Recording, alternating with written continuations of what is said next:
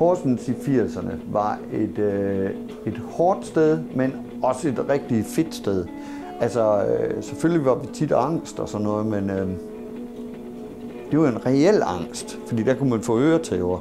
Især hvis man var langhåret eller hanekam, eller gik i laser, ligesom vi gjorde. Altså, så var der mange, der ville banke en, fyldt med rockere og bander og kriminalitet, meget kriminalitet og vold. Ja. Og forfalden var et himmerige. Det var simpelthen så dejligt. Der er intet. Vitterligt intet.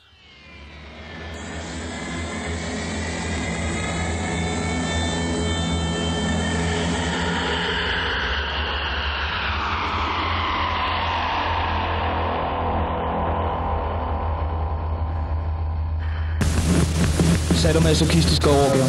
Enorme udladninger af ødelæggende, selvudlæggende impulser. De indeholder liderlige, saftige lidelser og pinsler. Grusomheder af alle slags. Bestialske mord og massehenrettelser, voldsomme slag og revolutioner. Udryddelsesekspeditioner, dødspatruljer som korstogene eller erobringen af Mexico.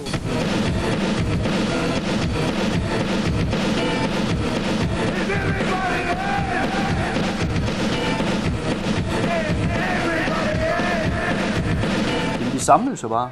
I flokke jo. Og så sker det jo helt naturligt jo. Det der sker, når man er i flok jo. Så føler man jo for en bydel jo. Og så er det jo vores.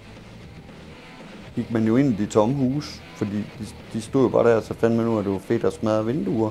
Så kommer den der, det er jo nogens ejendom. Ja, det er rigtigt. Det var nogens ejendom. Og de der hus, de stod og ventede på, at der kom nogle ordentligt professionelle og smadrede dem med nogle store maskiner.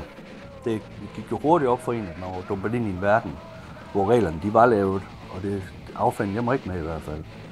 De lavede flere forskellige steder, men der var det der Emma-templet, som faktisk lå lige ved siden af den der Gethsemane-kirken nede ved Gamle Jernbanegade. Det var det første sted, hvor vi byggede, vi satte sådan et skab op for en dør, og så kunne vi kravle igennem der, og så havde vi et hemmeligt rum inde bagved, hvor vi kunne mødes. Så sad vi der. Og der hang vi så ud, og indtil vi blev smidt væk, og så fandt vi et nyt sted. Og hver gang vi gjorde det, så blev vi egentlig ret gode til at indrette. Og da jeg kom hjem, så gik der jo ikke længe, så blev jeg jo smidt ud hjemmefra. Altså, mor hun kunne ikke holde mod med. Så fik jeg lov at rykke ind i nede ved Ole Vehl, i Farvegade.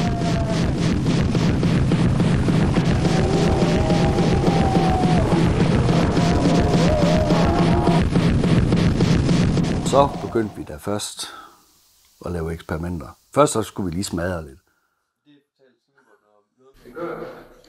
Jeg ved ikke, hvorfor det altid har haft et eller andet med, at vi skal destruere.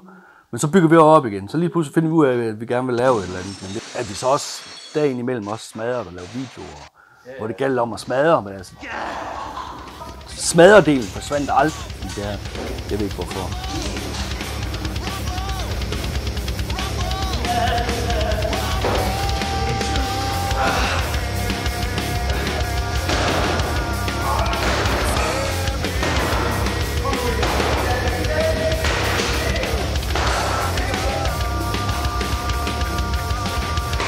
Så på det tidspunkt kunne man lege Nintendo spillemaskine, så vi sad jo, vi legede sammen boks, så sad vi og spillede og røg tjal, og sad jo bare på os dumme røv og ikke lavede en dyt fis. Og så kommer Simon ned en dag, og så siger han, det giver jeg kraftigt ikke. Han sagde også spille, så gav han så ikke. Så lige pludselig så gik han ud i det store rum, og så kunne jeg høre, at han stod lidt derude, jeg ved ikke, om han smadrede lidt, det tror jeg egentlig, at han gjorde. Han bare smadrede lidt, og stod og hamrede lidt med en pind eller et eller andet. Og så kigger jeg og tænker, hvor fanden er Simon af? Og så smed jeg min fjernbetjening. Og så gik jeg ud til Simon, og så sagde han, om vi ikke skulle prøve at skabe et eller andet. Jo. Og så gik vi i gang. Farvegade havde før Ole Vehl indtog det, der havde det været et studie. Dr. Beat Studios. Farvegade var lavet, i hvert fald den ene halvdel, som små lokaler, som var indspilningsrum og et monitorrum, og det blev hurtigt lavet om til øvelokaler. Altså, det var jo klar til at bruge til det, vi gerne ville, og vi kunne bruge det til at indspille og lave indspilninger. Så brød vi ind op til Maranatha, eller op til Ravns Dansinstitut, der var han bare, og den ville vi have. Så brækkede vi den der, satte den op inde ved os. Og så tror jeg var en tur i Tyskland med min fætter og købte en Ramdosøl, som var vores opstartsvaluta for det, der kører i dag. Det var det, vi solgte i baren. Dåseøl for 5 kroner stykket. Det, vi byggede økonomien op, og alt, hvad vi havde af overskud, det brugte vi jo til flere instrumenter og mere maling til at male billeder med. Så jo flere bajer folk de hældte i hovedet, jo mere kreative kunne vi blive. Så druk var en uløselig del af den kreative proces. Så fandt vi ud af, at det ligesom var, at det var noget, vi kunne bruge konstruktivt, i stedet for bare at ødelægge og være destruktive. Vi overtog så hele Farvegade komplekset der. Altså hvis vi kiggede ud af vinduerne og på de voksne mennesker, så tænkte vi, det er i hvert fald galt. Det kunne vi da i hvert fald regne ud. Det handlede jo bare om at smadre hele planeten. Nå, han sidder nu i fængsel. Han venter nu med længsel. Til lille bitte Lise. Nå, hun starter bare til Lise. En dårlig plan, den vil vi ikke være del af. Altså, der vil vi gerne finde på noget andet. Og der fandt vi ud af, at det er fedt at spille musik. Ja, og det var Steff, ja. Steffs bopæl i lejet industrilokaler. Hans eget hjem, du. Ja. Så gav han os nøgler. Jeg fik en nøgle som 15-årig ind til hans hus, fordi så kunne jeg stå og øve derinde. Og der var kun koldt vand. Kun koldt vand. Et toilet med kun koldt vand. Og så det eneste, han sagde, kan jeg huske, jeg var 15 år, mand. Det var, han sagde til mig, okay, jeg bor derinde. Hvis der er en hængelås på, så skal I ikke gå derind. Det er mit værelse. Ellers kan jeg bare slå det løs. Ja. Så altså, med nogle andre ord måske, men jeg kan da huske, at jeg har da holdt fester dernede, og sådan noget, hvor han ikke var der.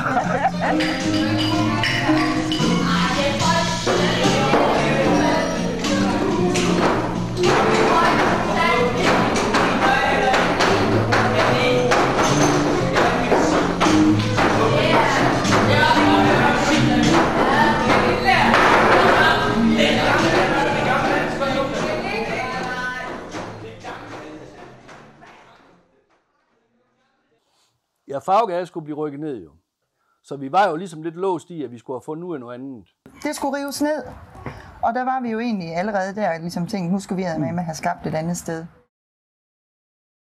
Så blev vi enige om, at vi synes ligesom, at hvis vi ikke kunne bekæmpe systemet udefra, så må vi da bekæmpe det indenfra. På et tidspunkt, så var der nogen, der gik på noget, der hed Horsens Minutskole.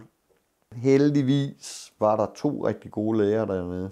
Og de ville sgu gerne hjælpe os, så de sørgede for, at vi fik en mulighed for at komme på noget, der hed Sikkerhedskonferencen, som var afholdt ude på Bygholm Parkhotel. Det handler om gadebørn. Jeg kan sige lige med det samme. Vi betragtede ikke os selv som gadebørn. Men altså, ud fra dansk standard, der var vi jo selvfølgelig. Slummen matchede os, vores tøj, vores sindstilstand, vores musik. Hele gik op i en skøn herlighed. For os var det himlen, for andre har det været slum. Men altså, det er jo øjnene, der ser. Vi kommer derud, og jeg tror, det er Peter Benson, der stiller sig op og holder en tale, lige inden borgmesteren skal på. Ja, jeg ville gerne have Farvegade. Hvorfor fanden? Det må da kunne lade sig gøre, at vi kan få vores eget sted på egen præmisser. Og det tager Henning Jensen jo så til efterretning, tydeligvis, fordi at det kommer jo til at ske senere, men der sker en vigtig ting derude også, det er, at vi kommer ud i nogle workshops, hvor vi bliver introduceret for nogle folk for KFUM sociale arbejde af alle. De gik med på de her selvbestemmende regler, som var det eneste vigtige for os. Ja. Der var ikke nogen, der skulle støtte os med nogen penge, hvis ikke vi kunne bevare vores egen selvbestemmelse. Og det gik de med på én betingelse. Og det var, at vi ikke var satanister. Er det rigtigt? Og at vi ikke, at vi ikke havde nogen religiøs retning. Så det skal du ikke bekymre dig om, sagde jeg, fordi vi er ateister. Og de var oppe at se Farvegade. Og så blev vi sgu indkaldt til en række møder, hvor lige pludselig så begyndte der altså at ske noget, og der var nogen, der lavede et godt stykke fodarbejde for os nede på kommunen. Poul Ole Pedersen og Per Holst Mikkelsen. Og så var der en psykolog, der var tilknyttet miniskolen, som hed Laust. Vi kan så høre, hvad det er, du faktisk kommer efter? Eller ved de godt på forhånd, hvad det er, du skal? Jeg tror nok, de ved, at jeg kommer efter. Nå, du kommer efter penge? Ja, det er logik. Ja. Så du vil leve. Jamen, du får også, at du kom for at få et godt råd. Jeg kommer her til ikke, der bare for at få et råd. Nå, det gør du ikke. Nej. Ja, goddag Sune, og tak fordi du ville komme og være sammen med os i dag.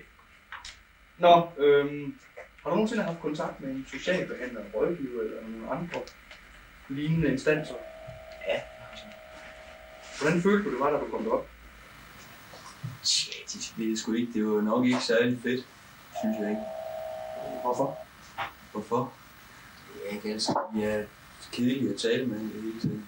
Altså, der var mange voksne, som syntes, vi skulle have en chance for at vise, hvad vi havde der, for de kunne mærke, at der var en masse energi i os. De kunne godt mærke, at vi ville noget, og vi ville noget selv, så de syntes, vi skulle have lov. Det var jo Henning Jensen, Ja, god gamle. ikke også, som jo faktisk havde lovet det på den Cifren-konference. Ja, han skrev og det det på vi jo så et... i klins på. Ikke? Ja. Og det endte jo med, at vi gik ind på borgmesterkontoret, Steff og det er jeg, rigtigt, og sagde, det er sidste udkald, der er valg lige om lidt, og du bliver ikke genvalgt. Så hvis du skal overholde dit løfte til os, så er det nu. Jeg tror, han blev sjovt over, at vi bare vadede ind på hans kontor og bankede i bordet. Så nu skal der kræfte ind i skeen, ellers så går vi amok. Og så holdt han, hvad han lovede, og det skal han have tusind tak for. Fordi så har vi ikke været her i dag. Nej. Lev dit liv, det er nu, det sker.